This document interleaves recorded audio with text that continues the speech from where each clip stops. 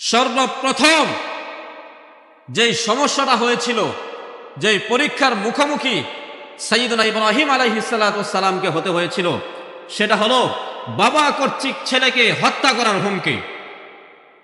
বাবাকে যখন ইসলামের দাওয়াত দিলেন, মূর্তি পূজা ছেড়ে দেওয়ার দাওয়াত গ্রহণ দিলেন, বাবা সেই দাওয়াতকে কবুল না করে ছেলেকে হত্যা করার হুমকি দিয়ে বাড়ি থেকে বের করে দিয়েছে।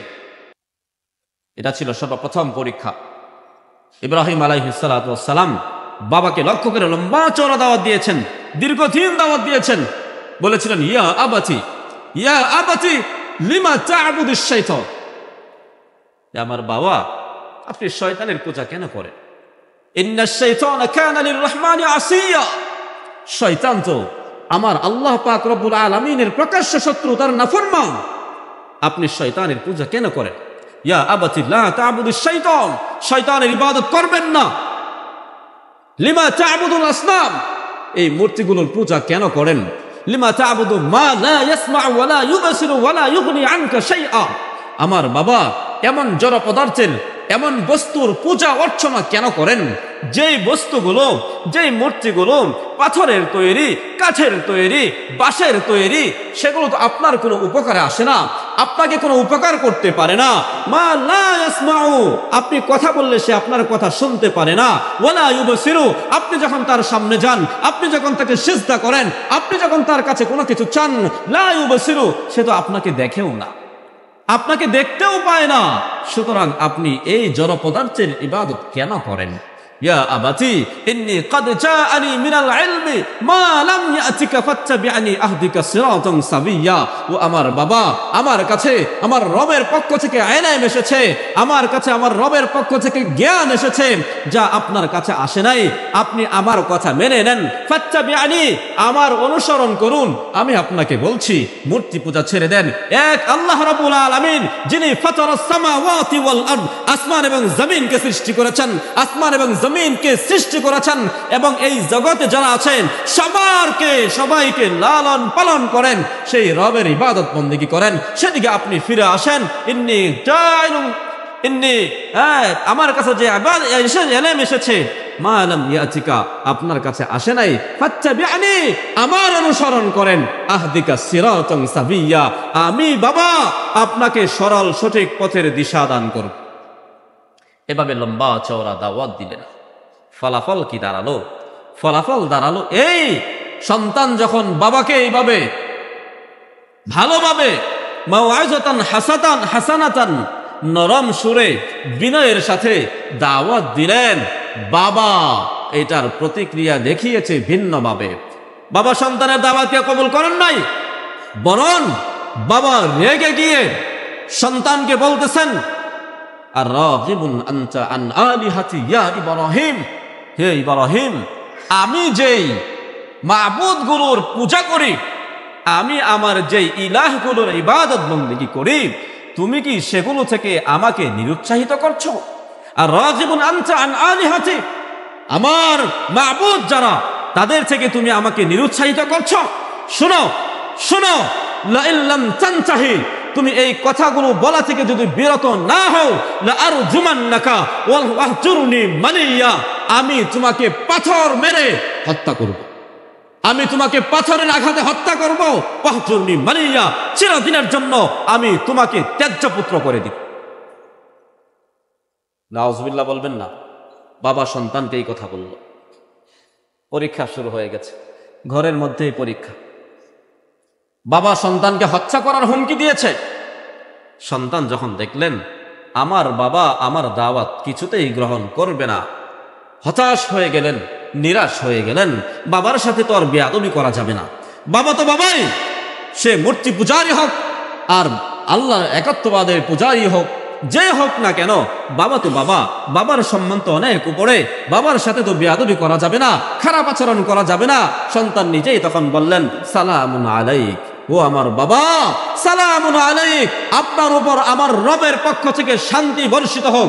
আপনার জন্য আমি দোয়া করছি, লা আস্তাগফিরান্না লাকা, আমি আপনার জন্য আমার রবের কাছে মাগফিরাত কামনা করব, আপনার জন্য আল্লাহর কাছে দোয়া করব। সালামুন আলাইকা, আমি আপনার উপর দোয়া দিয়ে আপনার কাছ থেকে বিদায় নিলাম। আমি চলে গেলাম। ঘর থেকে বের হয়ে গেলেন, ঘর থেকে বের হয়ে গেলেন, বের হয়ে দেখেন বাবেল শহরে তার জন্ম ছিল, ইরাকের বাবেল শহরে। ইরাকের বাবেল শহরে তিনি যখন ঘর থেকে বের হয়ে গেলেন, যাবেন কোথায়? যেদিকেই যান, যার কাছেই যান, দেখেন সেই মূর্তি পূজায় লিপ্ত। কেউ মূর্তি পূজা করে, কেউ গাছের পূজা করে, কেউ তারকার পূজা করে, কেউ চন্দ্রের পূজা করে, কেউ সূর্যের পূজা করে। আল্লাহর পূজা, আল্লাহর ইবাদত কেউ করে না। আল্লাহর ইবাদত বন্দেগী করার মতো কোনো মানুষ দুনিয়াতে নাই। তিনি দেখলেন তার পুরা জাতি তারকা পূজায় ব্যস্ত, চন্দ্রের পূজায় ব্যস্ত, সূর্যের পূজায় ব্যস্ত। তিনি একটা কৌশল অবলম্বন করলেন যে আমার এই জাতিকে বুঝাতে হবে, বুঝাতে হবে যে এই তারকাগুলো দেবতা হওয়ার শক্তি এদের মধ্যে নাই। চন্দ্র সূর্য দেবতা হওয়ার যোগ্যতা রাখে না। এদের অসারতা প্রমাণ করার জন্য তিনি একটা কৌশল অবলম্বন করলেন, যেটা আল্লাহ রাব্বুল আলামিন কুরআনুল কারীমে চমৎকার ভাবে উপস্থাপন করেছেন। এক রাতের ঘটনা। আল্লাহ বলেন, ফালাম্মা জান্না আলাইহিল লাইলু রাআ কাওকাবা। কোন এক রজনীতে ইব্রাহিম আলাইহিস সালাতু ওয়াস সালাম ঘর থেকে বাহিরে বের হলেন। রাআ কাওকাবা, তিনি দেখতে পেলেন আকাশের মধ্যে কিছু নক্ষত্র উদয় হয়েছে। আকাশের নক্ষত্রগুলোর দিকে তিনি তাকালেন। ফালাম্মা রাআ কাওকাবা, যখন তিনি কাওকাবগুলোকে দেখলেন, ক্বালা হাদা রাব্বি, এই তারকাগুলোই মনে হয় আমার রব। পুরা দুনিয়াকে আলোকিত করেছে এই তারকাগুলো আমার রব। কিন্তু কিছুক্ষণ পরে যখন দেখলেন, ফালাম্মা আফালা ক্বালা লা উহিব্বুল আফিলিন, ইন্নী লা উহিব্বুল আফিলিন, তিনি বললেন না না, এই তারকাগুলো নিস্তেজ হয়ে গেছে, আলো নিভে গেছে, এখন তো তাদেরকে আর খুঁজে পাওয়া যাচ্ছে না। যেই তারকা নিজের অস্তিত্ব নিজে টিকিয়ে রাখতে পারে না, সেই তারকা আমার রব কিভাবে হয়? সে আমার রব হতে পারে না। মানুষের সামনে তিনি এই কথাগুলো বলতেছেন। একটু পরে যখন দেখলেন, ফালাম্মা রাআল কামারা বাযিগান ক্বালা হাদা রাব্বি, কিছুক্ষণ পরে দেখলেন চন্দ্র উঠেছে, চন্দ্র চাঁদ, চাঁদের দিকে তাকালেন। পুরা দুনিয়াকে আলোকিত করেছে চাঁদ তার আলোতে। চাঁদের দিকে তাকিয়ে দেখলেন, বলতে লাগলেন, হাদা রব্বি, এই চাঁদই হবে আমার রব, কারণ এটা তো আগের চাইতেও বড় মনে হচ্ছে। একটা মাত্র চাঁদ পুরা দুনিয়াকে আলোকিত করেছে, হাদা রব্বি, এটাই আমার রব। কিন্তু ইব্রাহিম আলাইহিস সালাতু ওয়াস সালাম এখানেও হতাশ হয়ে গেলেন। কিছুক্ষণ পরে দেখলেন চাঁদ আস্তে আস্তে নিস্তেজ হয়ে গেছে, চাঁদের আলো কমে গেছে, চাঁদ নাই, আর খুঁজে পাওয়া যাচ্ছে না। তিনি বললেন ফালাম্মা আফালা ক্বালা লাইন লাম ইয়াহদিনি লাআকুনান্না মিনাল কওমিদ দাল্লিন। তিনি বললেন, না, এই চন্দ্র তো আমার রব হতেই পারে না। সে তো তার নিজের অস্তিত্বকে বিলীন করে দিয়েছে, নিজের অস্তিত্ব নিজে টিকিয়ে রাখতে পারে না। বোঝা গেল সে তার নিজের শক্তিতে চলে না, তাকে অন্য কেউ চালাচ্ছে। সুতরাং আমি আমার রবের সন্ধান করছি। আমার রব যদি আমাকে সঠিক পথের দিশা না দেন, আমি পথভ্রষ্ট হয়ে যাব। রাত পার হয়ে গেল। সকাল বেলায় যখন দেখলেন, ফালাম্মা রাআশ শামসা বাযিগাতান, সকাল বেলা যখন দেখলেন পূর্ব দিগন্তে সূর্যের উদয় হচ্ছে, সূর্য উদিত হয়েছে। সূর্য তার আলোতে পুরো দুনিয়াকে আলোকিত করেছে। তারকার আলোর চাইতে কোটি কোটি গুণ বেশি আলো, চাঁদের আলোর চাইতে কোটি কোটি গুণ বেশি আলো রয়েছে সূর্যের আলোর মধ্যে। চাঁদের আলোতে অন্ধকার আছে, সূর্যের আলোতে অন্ধকার নাই। সূর্যের আলোতে সারা দুনিয়া আলোকিত হয়ে গেছে। ইব্রাহিম আলাইহিস সালাতু ওয়াস সালাম বললেন, হাদা রব্বি হাদা আকবার, এটাই আমার রব, এটাই তো সবচাইতে বড়। কিন্তু ইব্রাহিম আলাইহিস সালাতু ওয়াস সালাম সারাদিন এটাকে রব মনে করার পরেও সন্ধ্যার সময় যখন দেখলেন এটা অস্তমিত হয়ে গেছে, আলো নিস্তেজ হয়ে গেছে, সূর্যকে আর খুঁজে পাওয়া যাচ্ছে না, তখন তিনি বললেন, ইন্নী বারিউম মিম্মা তুশরিকুন। তখন তিনি বললেন, পুরো জাতিকে লক্ষ্য করে, তার কওমকে লক্ষ্য করে বললেন, ও আমার সম্প্রদায় শোনো, আমি তারকাগুলোকে আমার রব মনে করেছিলাম, কিন্তু সেগুলো নিজের অস্তিত্ব নিজে টিকে রাখতে পারে না। আমি চন্দ্রকে রব মনে করেছিলাম, সেও তার অস্তিত্ব টিকে রাখতে পারলো না। আমি সূর্যকেও আমার রব মনে করেছিলাম, সেও দেখি দিন শেষে শেষ হয়ে গেছে, নিজের অস্তিত্ব নিজে টিকিয়ে রাখতে পারলো না। অন্যের দ্বারা পরিচালিত এই সকল বস্তু আমার রব হতে পারে না। সুতরাং তোমরা যে এগুলোর পূজা অর্চনা করে আমার একত্ববাদী আল্লাহ রাব্বুল আলামিনের সাথে শিরিক করছো, আমি সেইগুলো থেকে মুক্ত ঘোষণা করলাম, আমি শিরিক করি না, আমি মুশরিক নই, আমি এগুলোর পূজা অর্চনা করব না। ইন্নী ওয়াজ্জাহতু ওয়াজহিয়া লিল্লাযী ফাতারাস সামাওয়াতি ওয়াল আরদা হানিফাও ওয়া মা আনা মিনাল মুশরিকিন।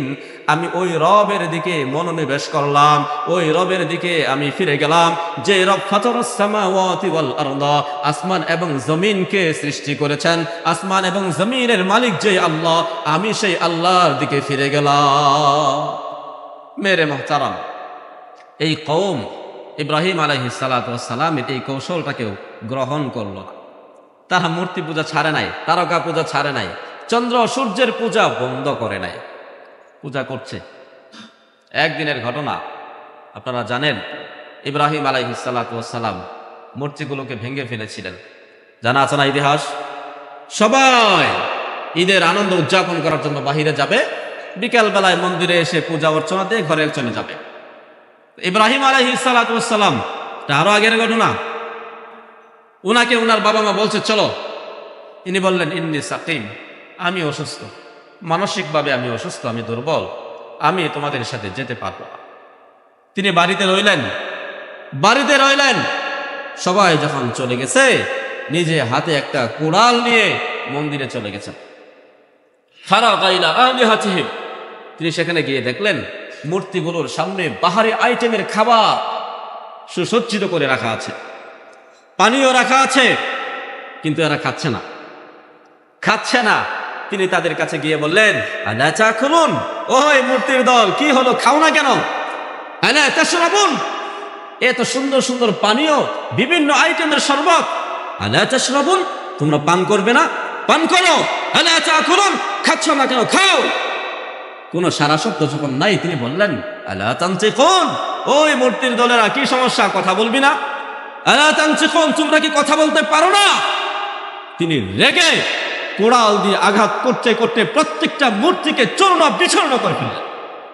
একটা মূর্তি যেটা তাদের মধ্যে সবচেয়ে উঁচু বড়, সেটার কাঁধের মধ্যে কোড়ালটাকে রেখে তিনি চলে আসলেন বাড়িতে। সন্ধ্যার সময় যখন পুরা গোষ্ঠী, পুরা জাতি ফিরে আসলো, মন্দিরে যাচ্ছে ইবাদত বন্দেগী করার জন্য, মূর্তিদেরকে কিছুক্ষণ নমনম করে তারপরে ঘরে যাবে। আয়েশা তো দেখে অবস্থা খারাপ, মূর্তি সব নিচে পড়ে আছে, একটা মূর্তি খাড়া আছে, তার কাঁধের মধ্যে কোড়ালটা ঝোলানো অবস্থায় আছে। সবাই হয়রান আর হতভম্ব হয়ে গেল, অবাক বিস্ময়ে তাকিয়ে রইল, কি হলো এটা? আমাদের প্রভুদেরকে এভাবে কে তসতস করে ফেললো? কেউ কেউ বলতে লাগলো ক্বালু সামি'না ফাতান ইয়াযকুরুহুম ইকালু লাহু ইব্রাহিম, আমরা একটা যুবকের কথা জানি, যেই যুবক এই মূর্তিগুলোর সমালোচনা করে। এই সমাজে আর কেউ মূর্তির সমালোচনা করে না, একজন মাত্র যুবক আছে, যেই যুবক এই মূর্তিগুলোর সমালোচনা করে। হতে পারে ওই যুবকই এই মূর্তিগুলোকে ভাঙছে, কারণ তাকে ছাড়া তো প্রকাশ্য আর কোনো শত্রু আমরা দেখতে পাই না। বলল ঠিক আছে, ফাতু বিহি, তাকে নিয়ে আসো, আলা আয়ুনিন নাস, মানুষের সামনে নিয়ে আসো, মানুষের সামনে তাকে ধরে নিয়ে আসো, আমরা জিজ্ঞেস করি সে এই মূর্তিগুলোর সাথে আচরণ করেছে কিনা। মেরে মুহতারাম, ইব্রাহিম আলাইহিস সালাতু ওয়াস সালামকে ধরে আনা হলো, জিজ্ঞেস করলেন, সবাই মিলে জিজ্ঞেস করলো আনতা ফাআলতা হাদা বিআলিহাতিনা ইয়া ইব্রাহিম, হে ইব্রাহিম, তুমি কি আমাদের প্রভুদের সাথে এই আচরণ করেছ? আমাদের প্রভু যাদের ইবাদত বন্দেগী আমরা করি, এদের সাথে তুমি এই আচরণ করেছ, এদেরকে তুমি ভেঙেছ? ইব্রাহিম আলাইহিস সালাতু ওয়াস সালাম অত্যন্ত সুকৌশলে তিনি জবাব দিলেন। তিনি বললেন বাল ফাআলাহু কাবীরুহুম হাদা ফাসআলুহুম ইন কানু ইয়ানতিকুন। এমন একটা জবাব তিনি দিয়েছিলেন যেটা কিয়ামত পর্যন্ত আগত মানুষের জন্য শিক্ষা রয়েছে। যে জবাবের মধ্যে তিনি বলেছিলেন বাল ফাআলাহু কাবীরুহুম হাদা, এই দুইটা আঙ্গুল এভাবেই তিনি ধরেছিলেন, একটা মূর্তির দিকে আর একটা নিজের দিকে। তিনি বলেছিলেন বাল ফাআলাহু কাবীরুহুম হাযা, আরে না, এই কাজ তো তাদের এই বড় বসে করেছে। বড় বস দুই দিকে, এইদিকে একটা ওইদিকে একটা, মূর্তি খাড়া, ওইটার দিকে এক আঙ্গুল আর এক আঙ্গুল নিজের দিকে। ওরা বুঝতে পারলো না, ওরা মনে করেছে মনে হয় ওই মূর্তির কথাই বলতেছে, যে মূর্তি দাঁড়ানো সেটাই। কিন্তু তিনি কি বললেন? তিনি বললেন শেষে, ফাসআলুহুম ইন কানু ইয়ানতিকুন, যাদেরকে ভাঙা হয়েছে, চূর্ণ বিচূর্ণ করা হয়েছে, যাদের ইবাদত বন্দেগী তোমরা করতে, এদেরকে জিজ্ঞেস করো এরা বলতে পারে কিনা যে কে তাদেরকে ভেঙেছে। আল্লাহু আকবার। এরা তো চুপ হয়ে গেল, চুপ হয়ে গেছে, মাথা নিচের দিকে দিয়ে দিছে। বলতে লাগলো, ও ইব্রাহিম, তুমি তো জানো এই মূর্তিগুলো কথা বলতে পারে না, তারপরেও কেন তুমি এদেরকে জিজ্ঞেস করতে বললে? ইব্রাহিম আলাইহিস সালাতু ওয়াস সালাম আরো সুযোগ পাইলেন। এবার বললেন, আহা, তাহলে তোমরা এমন জিনিসের ইবাদত করছো, তা'বুদুনা মিন দুনিল্লাহ, আল্লাহকে ছেড়ে এমন জড় বস্তুগুলোর ইবাদত বন্দেগী করছো, মা লা ইয়াদুররুকুম ওয়া লা ইয়ানফাউকুম, যেগুলো তোমাদের কোনো উপকার করতে পারে না, যেগুলো তোমাদের কোনো ক্ষতি করতে পারে না, যেগুলো তোমাদেরকে সাক্ষ্য দিতে পারে না, কথা বলতে পারে না, সেই জড় পদার্থের ইবাদত বন্দেগী করছো। আফালা তাকিলুন, তোমরা কি বুদ্ধিমান নও? তোমাদের মধ্যে কি কোনো বুদ্ধিমান লোক নেই? তোমরা কি সবাই নির্বোধ? আফালা তাকিলুন, তোমরা কি বুঝো না কোন জিনিসের ইবাদত করতে হবে, কোন জিনিসের ইবাদত করা যাবে না? আফালা তাকিলুন, এটা কি বুঝো না? মেরে মুহতারাম, এখানেই শেষ না, অবস্থা এখানেই শেষ না। এই কথাগুলো যখন তাদের মধ্যে চলছিল, শয়তান এসে ধোঁকা দিয়েছে, ইব্রাহিমের সাথে তোমরা তর্কে জিততে পারবে না, সুতরাং তর্ক নয়, কোনো কথা নয়, পাল্টা কোনো যুক্তি উপস্থাপন নয়, সরাসরি হাররিকুহু ওয়ানসুরু আলিহাতাকুম ইন কুনতুম ফাইলিন, ইব্রাহিমকে আগুনে জ্বালিয়ে পুড়িয়ে সবার সামনে তাকে উপযুক্ত শাস্তি প্রদান করা হোক। হাররিকুহু, তার জন্য আগুন জ্বালাও, তাকে আগুনে পোড়াও। ওয়ানসুরু আলিহাতাকুম, তোমরা তোমাদের প্রভুদের সাহায্য করো। কাদের সাহায্য করো? প্রভুদের, যাদেরকে ভাঙা হয়েছে এরা তো প্রভু। বলতেছে ওয়ানসুরু আলিহাতাকুম, তোমাদের প্রভুদের সাহায্য তোমরা করো। ইন কুনতুম ফাইলিন, যদি পারো এইটা করো, তর্কে যাইও না। মেরে মুহতারাম, এরপরের ঘটনা তো আমরা জানি। ইব্রাহিম আলাইহিস সালাতু ওয়াস সালামকে অগ্নিকুণ্ডে নিক্ষেপ করা হলো, আগুনের মধ্যে পুড়ে মারার জন্য। এমন বিশাল অগ্নিকুণ্ড তারা প্রস্তুত করেছিল যেখানে পড়া লাগবে না, কাছে গেলেই পুরা গোশত হাড্ডি থেকে আলাদা হয়ে যাওয়ার কথা। সমস্ত মানুষ উপস্থিত, ইব্রাহিমকে আগুনে ফেলে দেওয়া হলো। আগুনে ফেলার আগে ফেরেশতারা আসছিল, এসে বলছিল, ইয়া নবী আল্লাহ, আপনি আল্লাহর কাছে একটু আবেদন করেন না, আপনাকে আগুনে ফেলে দিচ্ছে, আল্লাহর কাছে একটু বলেন আগুন থেকে বাঁচানোর জন্য। ইব্রাহিম আলাইহিস সালাতু ওয়াস সালাম বলছিলেন ফেরেশতাদেরকে, ও ফেরেশতার দল, শোনো, আমি তো আল্লাহর হুকুম বাস্তবায়ন করার জন্যই দুনিয়াতে এসেছি। আল্লাহ তো আমাকে পাঠিয়েছেন যে আল্লাহর দাওয়াত দিতে গিয়ে আমি আগুনে নিক্ষিপ্ত হতে যাচ্ছি। আমার আল্লাহ কি দেখেন না, জানেন না? আল্লাহ তো জানেন, এটা তো আল্লাহরই ইচ্ছা হতে পারে। আল্লাহ ইচ্ছে করলে আমাকে সেখান থেকে মুক্তি দিতে পারেন। আল্লাহর যদি চাওয়া থাকে আমি আগুনে পড়ে শেষ হয়ে যায়, আমি আল্লাহর হুকুমের সামনে মাথাকে নত করে আগুনে ঝাঁপ দিতে প্রস্তুত রয়েছে। সুবহানাল্লাহ। মেরে মুহতারাম, আগুনে ফেলে দেওয়া হয়েছে। নমরুদ সহ আরো পুরা এলাকার মানুষগুলো উপস্থিত সেখানে, দেখতেছেন কি অবস্থা, এখনই তো পড়ে যাওয়ার কথা। কিন্তু ইব্রাহিম আলাইহিস সালাতু ওয়াস সালাম আগুনে পড়ার সাথে সাথে আল্লাহ রাব্বুল আলামিন আগুনকে ডাক দিয়ে বললেন, কুলনা ইয়া নার কুনি বারদান ওয়া সালামান আলা ইব্রাহিম, ও আগুন, আমি তোমাকে সৃষ্টি করেছি, শোনো, কুনি, হয়ে যাও বারদান, ঠান্ডা, ও সালামান, এমন ঠান্ডা হবা যেটা আরামদায়ক হবে, আলা ইব্রাহিম, আমার বন্ধু ইব্রাহিমের জন্য। সুবহানাল্লাহ। আগুন সাথে সাথে ঠান্ডা হয়ে গেল, এমন আরামদায়ক হয়ে গেল, এসির চাইতেও আরামদায়ক। এত বেশি ঠান্ডা না যেই ঠান্ডার কারণে ইব্রাহিমের ঠান্ডা লাগতে পারে এমন না, আবার এত বেশি গরমও না যেই গরমের কারণে ইব্রাহিমের কষ্ট হতে পারে। একদম আরামদায়ক হয়ে গেছে। ইব্রাহিম আলাইহিস সালাতু ওয়াস সালামকে পরবর্তীতে জিজ্ঞেস করা হয়েছিল, ইয়া খলিল আল্লাহ, হে আল্লাহর দোস্ত, এই পৃথিবীতে আপনি যে কত বছর হায়াত পেয়েছেন, সেই হায়াতগুলোর মধ্যে সবচাইতে আনন্দের দিন কোনগুলো ছিল? ইব্রাহিম আলাইহিস সালাতু ওয়াস সালাম জবাব দিয়েছিলেন, আমি নমরুদ কর্তৃক যে অগ্নিকুণ্ড জ্বালানো হয়েছিল সেই আগুনে 40 দিন পর্যন্ত ছিলাম। সেই 40 দিনের চাইতে আরামদায়ক আর কোনো দিন ছিল না। সুবহানাল্লাহ। সবাই মনে করছে পরে ছারখার হয়ে যাবে, কিন্তু সবাই তাকায় দেখে ইব্রাহিম আলাইহিস সালাতু ওয়াস সালাম আগুনের মধ্যে খেলা করে, কার সাথে যেন গল্প করে। সুবহানাল্লাহ। তারা জ্বালাইছে আগুন, আল্লাহ তাআলা এই আগুনকে জান্নাতের ফুলের বাগানে পরিণত করে দিয়েছেন। সুবহানাল্লাহ। মেরে মুহতারাম, এটা ছিল অনেক বড় একটা পরীক্ষা। এরপরে আরেক পরীক্ষা হয়েছিল, ইব্রাহিম আলাইহিস সালাতু ওয়াস সালামকে বারবার তৎকালীন জামানার যে বাদশাহ ছিল সেই নমরুদের মুখোমুখি হতে হয়েছে। নমরুদকেও তিনি দাওয়াত প্রদান করেছিলেন, সরাসরি দাওয়াত প্রদান করেছিলেন।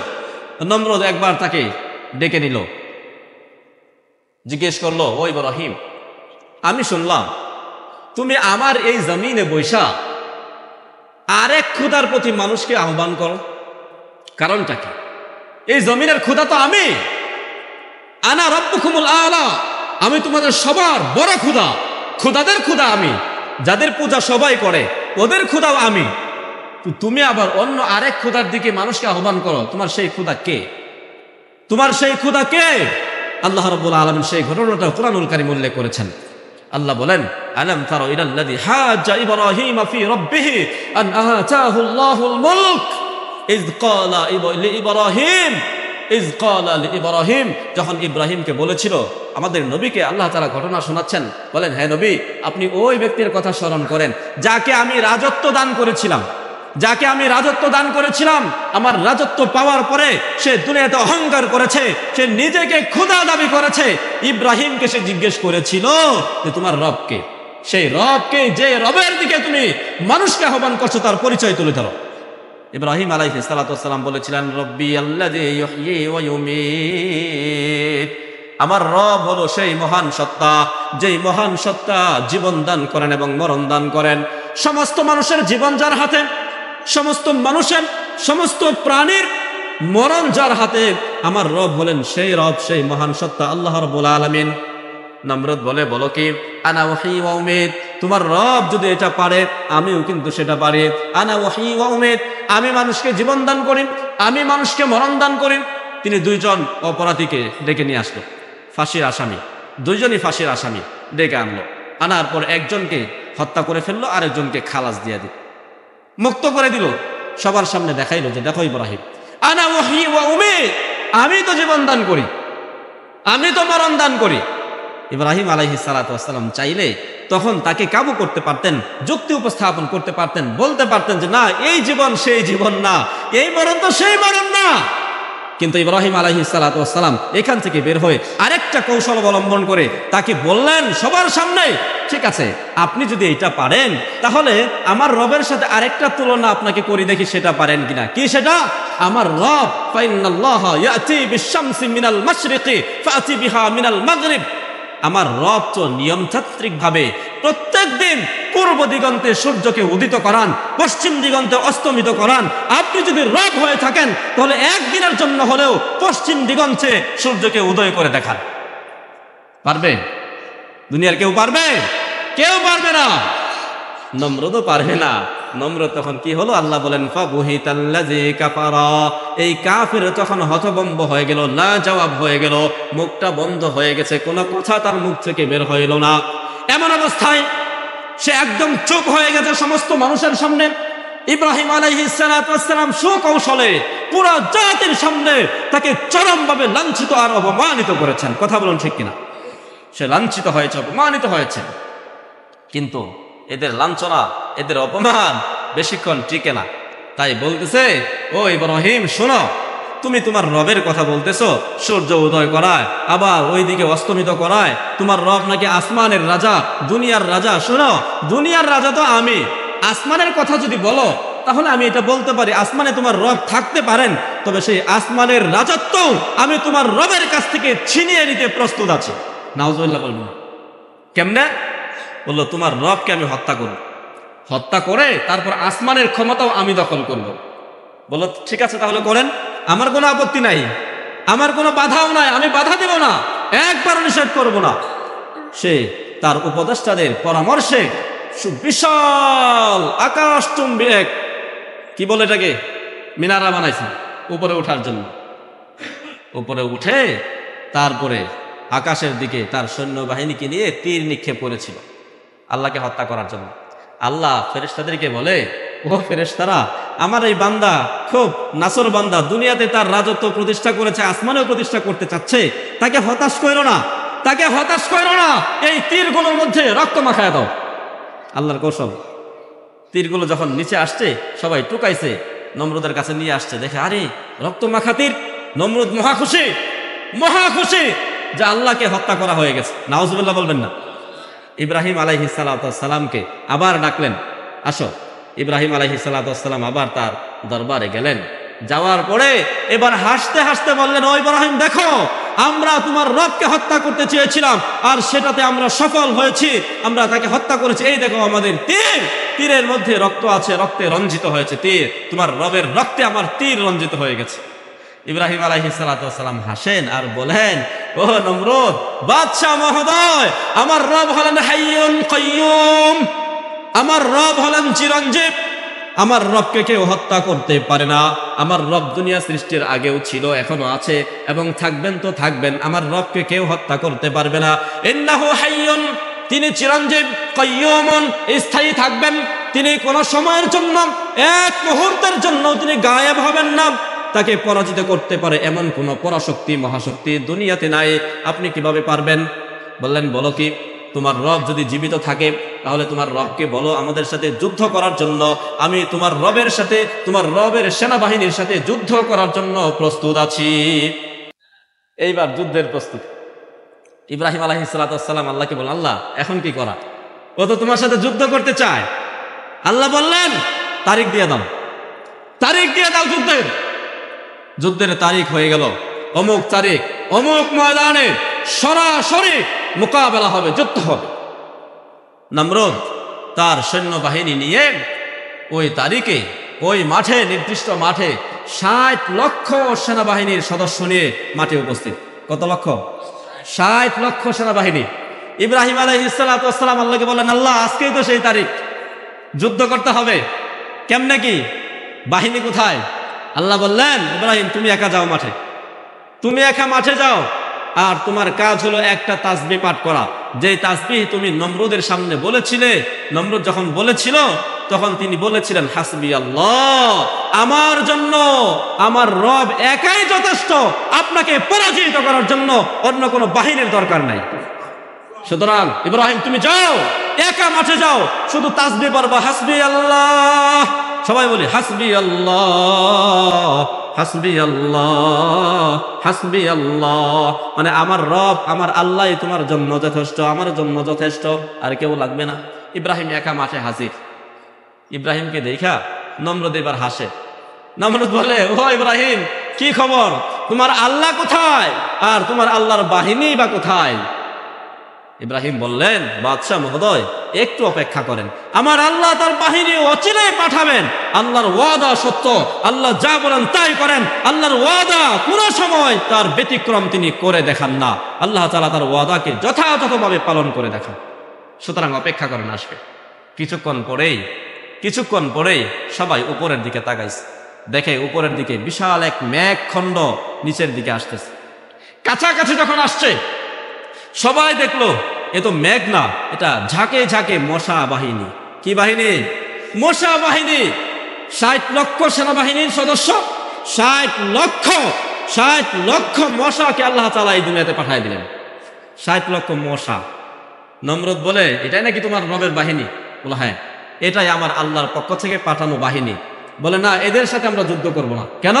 আরে আমরা মানুষ, এত শক্তিশালী সেনাবাহিনী নিয়ে আসছি মশার সাথে যুদ্ধ করার জন্য? তোমার রব কি আমাদের সাথে মস্করা করেন? তার কি সেনাবাহিনী নাই? তার কি আর কোনো লস্কর টস্কর নাই? বলে, আছে, কিন্তু সেগুলো আপনাদের জন্য না। আল্লাহ তাআলার যে সেনাবাহিনী, সেইগুলোর সম্পর্কে আপনারা কল্পনাও করতে পারবেন না, সেগুলোর সাথে আপনারা কোলাইতে পারবেন না। এই জন্য আল্লাহ তাআলা তুচ্ছ মশা বাহিনীকে পাঠাইছেন, এদের সাথে একটু লড়ে দেখেন। কাছাকাছি যখন আসছে সবাই তো মানে অবাক বিস্ময়ে তাকিয়ে আছে, কি হচ্ছে? এত ছোট ছোট প্রাণীর সাথে যুদ্ধ করব, এই কৌশল তো আমাদের জানা নাই, কিভাবে যুদ্ধ করব? সবাই হুকুমের জন্য অপেক্ষা করছে নমরুদের পক্ষ থেকে কি হুকুম আসে সেটা শুনে তারপরে তারা হামলা চালাবে। এই অপেক্ষা করতে করতে হঠাৎ করে মশা বাহিনী তাদের উপর হামলা করে বসলো। এমন হামলা করলো প্রত্যেক সেনাবাহিনীর নাক দিয়ে একটা করে মশা ঢুকে গেছে। আল্লাহু আকবার। এরপরে এরা তো চোখে আর কিছু দেখে না, সবাই হয়রান হয়ে গেছে। আরে কি হচ্ছে? তীরন্দাজ বাহিনী উপরের দিকে তীর মারতেছে, আর যাদের হাতে তরবারি আছে এরা তার যা আছে সামনে ডানে বামে পিছনে তরবারি ঘোরাইতেছে। তরবারির আঘাতে নিজেরাই নিজেদেরকে নিহত করেছে। ৬০ লক্ষ সেনাবাহিনী মুহূর্তের মধ্যেই ধরাশায়ী হয়ে গেছে, তছনছ হয়ে গেছে। ফেরাউন দৌড়ে পালাচ্ছে। ফেরাউন এখানে মরে নাই, ফেরাউন দৌড়তেছে। ইব্রাহিম আলাইহিস সালাতু ওয়াস সালামের সামনে দিয়ে ফেরাউন যায়। আল্লাহকে লক্ষ্য করবেন, আল্লাহ ফেরাউন তো যাচ্ছে সামনে দিয়ে, আমি ধরবো নাকি? আমি কি ধরবো? আল্লাহ তাআলা ইব্রাহিমকে বলেন, ইব্রাহিম না, তোমার কাজ কি? বলেন ইব্রাহিমের কাজ কি? হাসবি আল্লাহ, এটা পড়ো, তুমি শুধু এটা পড়ো, অন্য কোনো কাজ তোমার নাই, অন্য কোনো কাজ নাই। তো সেই মশা বাহিনীর মধ্যে একটা মশা ছিল দুর্বল, পা ভাঙ্গা, ল্যাংরা মশা। ওইটা আস্তে আস্তে একটু দেরি হয়েছিল, রাস্তায়। আর ওই দিক দিয়ে ফেরাউন নমরুদ যাচ্ছে। আল্লাহ তাআলার কাছে ওই ল্যাংরা মশা বলতেছে, আল্লাহ আমি তো পঙ্গু, প্রতিবন্ধী হওয়ার কারণে সময় মতো সবার সাথে উপস্থিত হইতে পারি নাই, একটু লেট হয়ে গেছে। এখন দেখতে পাচ্ছি আমার সামনে দিয়ে বড়টা দৌড়ে আসতেছে, আমি ধরবো কিনা? আল্লাহ বললেন, তুমি পারবা নাকি? বললো, আল্লাহ আপনি হুকুম দিলে আমি পারবো। বলে ঠিক আছে, তুমি চালাও। তোমাকে অনুমতি দেওয়া হলো। ল্যাংরা মশার সামনে দিয়ে যখন নমরুদ দৌড়ে আসতে লাগলো, তাকে পেছায় ধরলেন। ওই মশা তার মাথার চতুর্পাশে কয়েকটা চক্কর দিয়ে হঠাৎ করে নাকের ভিতর দিয়ে একবারে মস্তিষ্কে চলে গেল। আল্লাহু আকবার। নমরুদের মস্তিষ্কে ঢুকে এবার কামড়ানো শুরু করলো, দংশন করতে শুরু করলো। নমরুদ পাগলের মতো উন্মাদ হয়ে, মাতাল হয়ে বাসায় গেছে। রাজ দরবারে গিয়া শুয়ে আছে। শুয়েও তো থাকতে পারে না, মাথার মধ্যে দংশন করে, কামড় দেয়, আর নিজের হাত দিয়ে নিজের মাথার মধ্যে থাপড় দেয়। থাপড় দিলে একটু ভালো লাগে, আবার থাপড়ানো বন্ধ করলে আবার দংশন শুরু হয়ে যায়। এভাবে চলতেছে, বেশ কিছুদিন চলতেছে। নিজের মাথায় নিজে আর কতদিন থাপড়ানো যায়? বাড়ির মানুষ তো অস্থির হয়ে গেছে। এইবার বললেন, তাহলে বেতনভুক্ত একজন কর্মচারী নিযুক্ত করা হোক মাথার মধ্যে থাপ্পড় দেওয়ার জন্য। মাথার মধ্যে থাপ্পড় দিতেছে কর্মচারী। বেশ কিছুদিন যাওয়ার পরে কর্মচারী বলল, না এটা সম্ভব না, আমি হাত দিয়ে এত কেমনে থাপড়াবো? হাত দিয়ে থাপ্পড় দেওয়া যায় না। কি করতে হবে? যে এইখানে আঘাত করার জন্য তুলার চাইতে একটু শক্ত, কাঠের চাইতে একটু নরম একটা জিনিস আবিষ্কার করা হোক, যেটা দিয়ে চামড়ার মতো নরম হইলেই চলবে, ওইটা দিয়ে আঘাত করলে ভালো আরাম পাওয়া যাবে। বলো, তাহলে ঠিক আছে, এত চিন্তার কি আছে? আমাদের জুতাই তো চামড়ার তৈরি, জুতা দিয়ে আঘাত করো। নমরুদ রাজি, জুতা দিয়ে আঘাত করো। জুতা দিয়ে আঘাত করে আগের চাইতে একটু বেশি আরাম লাগে, হাতে থাপড়ানোর চাইতে জুতার আঘাতে একটু বেশি মজা পায়। বলো ঠিক আছে, এইটাই চলবে, জুতা দিয়েই চলবে, জুতা দিয়ে আঘাত করো। একদিন দুই দিন না, মুসলমান ভাইয়েরা আমার, আল্লাহ রাব্বুল আলামিনের সাথে যে সরাসরি যুদ্ধের ঘোষণা দিয়েছিল, এই জমিনে নিজেকে রব বলে প্রমাণিত করার শতভাগ চেষ্টা করেছিল, সেই নমরুদকে গোটা জগৎবাসীর সামনে আল্লাহ রাব্বুল আলামিন 40 বছর পর্যন্ত জুতার বাড়ি খাওয়াইছেন। 40 বছর পর্যন্ত জুতার বাড়ি খাওয়াইছেন সবার সামনে। ক্ষমতা ছাড়ে নাই। এরপরে একদিন ওই বেতনভুক্ত কর্মচারী সে ভাবলো, আর কত, এটা কোনো কাজ হইল নাকি? একজন বাদশাকে জুতা দিয়ে আঘাত করা, এটা আর চলতে পারে না, একদম তাকে দুনিয়া থেকে খতম করে দিতে হবে। ফাইনাল সিদ্ধান্ত সে নিয়ে নিল। ফাইনাল সিদ্ধান্ত নিয়ে একদিন তাকে শক্ত কিছু একটা দিয়ে মাথার মধ্যে এমন আঘাত করলো, মাথা দ্বিখণ্ডিত হয়ে গেল। আল্লাহু আকবার বলবেন না? মাথা দ্বিখণ্ডিত হয়ে গেল। মাথা ফেটে যাওয়ার সাথে সাথে ওই ল্যাংরা মশা সেখান থেকে উড়াল দিয়ে বের হয়ে চলে গেল। সুবহানাল্লাহ। আর সেই খোদা দাবি করা নমরুদ দুনিয়াতে তার ইতিহাস চিরদিনের জন্য খতম হয়ে গেল। ইতিহাস আছে, ইতিহাস এমন ইতিহাস, এটা কালো ইতিহাস। কিয়ামত পর্যন্ত মানুষ এই ইতিহাস পড়বে, নমরুদের জন্য বদদুয়া করবে। নমরুদ এমন শাসক ছিল, কিয়ামত পর্যন্ত কোনো মানুষ তার নাম নমরুদ রাখবে না। অতীতেও কেউ তার নাম নমরুদ রাখে নাই। কিন্তু ফেরাউন, নমরুদ, আবু জাহেল, এমন কোনো নাম আছে দুনিয়াতে? নাই, কিন্তু এমন কোনো নাম নাই, কিয়ামত পর্যন্ত কেউ রাখবে না। এটা হলো জুলুমের প্রায়শ্চিত্ত। জুলুম যারাই জুলুম করবে দুনিয়াতে, সে যে হোক না কেন, আপনার যত কাছের মানুষ হোক না কেন, যে যেভাবে জুলুম করুক না কেন, জুলুমের বিভিন্ন সংজ্ঞা আছে, বিভিন্ন প্রকার আছে, বিভিন্ন প্রকার আছে। এমন কোন জিনিসকে, এমন কাউকে এমন জায়গায় বসিয়ে দেওয়া যে জায়গার উপযুক্ত সে না, এটাও জুলুম হবে। এটাও কি হবে? জুলুম হবে। জুলুমের যত প্রকার আছে, জুলুমের শাস্তি দুনিয়াতে পেতে হয়। এই জন্য নমরুদকে দিয়ে আল্লাহ তাআলা এই শিক্ষা দিলেন। মেরে মোহতারাম, বলছিলাম ইব্রাহিম আলাইহিস সালাতু ওয়াস সালামের পরীক্ষা এগুলো। ইব্রাহিম আলাইহিস সালাতু ওয়াস সালামের পরীক্ষা ছিল। ইব্রাহিম আলাইহিস সালাতু ওয়াস সালামকে আল্লাহ তাআলা যে পরীক্ষাগুলো করেছেন, তার মধ্যে আরেকটা বড় পরীক্ষা ছিল সন্তান এবং স্ত্রীকে নির্বাসনে পাঠানো, বনবাস দিয়ে দেওয়া। সেই ঘটনা আমরা জানি। ইব্রাহিম আলাইহিস সালাতু ওয়াস সালাম বয়স যখন 86, তখন আল্লাহ তাআলার কাছে দোয়া করেছেন, আল্লাহ রব্বি হাবিলি মিনাস সালিহিন, আমাকে একটা সন্তান দান করেন, আমার তো বাচ্চা কাচ্চা নাই, আমার উত্তরাধিকারী কে হবে? একটা সন্তান দেন। সন্তান দিয়েছিল। সন্তান দেওয়ার পরে 86 বছর বয়স, বৃদ্ধ বয়সে সন্তান পেয়েছেন। কত মুহাব্বত আর কত ভালোবাসা থাকে, বুঝেনই তো। এত ভালোবাসা। আল্লাহ চাইলেন পরীক্ষা করবেন যে আমার এই বান্দা, আমার খলিল আমাকে বেশি মুহাব্বত করে নাকি তার সন্তানকে মুহাব্বত করে, সেটা দেখবো। এজন্য বলছিলেন, তুমি তোমার স্ত্রী হাজেরা আর তোমার সন্তান, শিশু সন্তান ইসমাইলকে একদম জনমানবহীন শূন্য মরুভূমিতে রেখে আসো। রেখে আসছিলেন। সেই ঘটনা আপনারা জানেন। সেখান থেকে জমজম কূপের সূচনা হয়েছে, সেখান থেকে মক্কা আবাদ হয়েছে, সেই ইতিহাস আমরা জানি। এরপরে আরো বড় পরীক্ষা এবং সবচেয়ে বড় পরীক্ষা ইব্রাহিম আলাইহিস সালাতু ওয়াস সালামকে আল্লাহ তাআলা যেটা করেছিলেন, সেটা হলো এই সন্তান যখন একটু বড় হলো, নিজের সাথে একটু চলাফেরা করতে শিখেছেন, তখন আল্লাহ তাআলা নির্দেশ করলেন, তোমার এই সন্তানকে আমার জন্য কুরবানি করো, জবাই করো। সবচেয়ে বড় পরীক্ষা। কোন বাবাকে যদি বলা হয় তোমার সন্তানকে জবাই করো, কেমন সন্তান? যে সন্তানকে 86 বছর বয়সে পেয়েছেন, অনেক কাকুতি মিনতি করে পেয়েছেন, এবং পাওয়ার পরে কিছুদিন পরেই সন্তান এবং স্ত্রীকে বনবাসে দিতে হয়েছে। সেই সন্তানের প্রতি কত ভালোবাসা, কত মুহাব্বত থাকতে পারে। সন্তান এখন হাঁটতে শিখেছে, বাবার সাথে সাথে হেঁটে হেঁটে বাজারে যেতে পারে, বাবার কাজকর্মে সহযোগিতা করতে পারে। তখন বললেন যে তুমি তোমার সন্তানকে জবাই করো। আল্লাহ তাআলা বলেন, ফালাম্মা বালাগা মাআহুস সা'য়া ক্বালা ইয়া বুনাইয়া ইন্নী আরা ফিল মানাম। ইসমাঈল আলাইহিস সালাতু ওয়াস সালামকে ইব্রাহিম আলাইহিস সালাম বলেন যে আমি স্বপ্নে দেখেছি তোমাকে জবাই করতেছি। এবার তুমি বলো তোমার মতামত কি? আমি সেই ঘটনা আজকে বলতে পারবো না, লম্বা সময়ের দরকার, কুরবানির ইতিহাস। সময় শেষ হয়ে গেছে। তো ইব্রাহিম আলাইহিস সালাতু ওয়াস সালামের জন্য এটা ছিল সবচেয়ে বড় পরীক্ষা, যে বাবা হয়ে নিজ হাতে সন্তানকে জবাই করার নির্দেশনা পালন করতে হয়েছে। পালন করেছেন, কিন্তু এমন না যে তিনি কোনো কৌশল অবলম্বন করেছেন, আল্লাহর কাছে আফওয়ান বলেছেন, সরি বলেছেন, আল্লাহর কাছে দুঃখ প্রকাশ করেছেন, আল্লাহর কাছে কোনো চিঠি পাঠিয়েছেন, আল্লাহর কাছে কোনো আকুতি মিনতি করে কোনো অনুগ্রহ চেয়েছেন। বিষয়টা এমন না। তিনি স্বপ্নে দেখেছেন, স্বপ্নকে বাস্তবে রূপ দান করার জন্য তিনি তার সন্তানকে মিনার প্রান্তরে নিয়ে চক্ষু বেঁধে, হাত পা বেঁধে, ধারালো ছুরি দিয়ে গলার মধ্যে ছুরি চালিয়েছিলেন।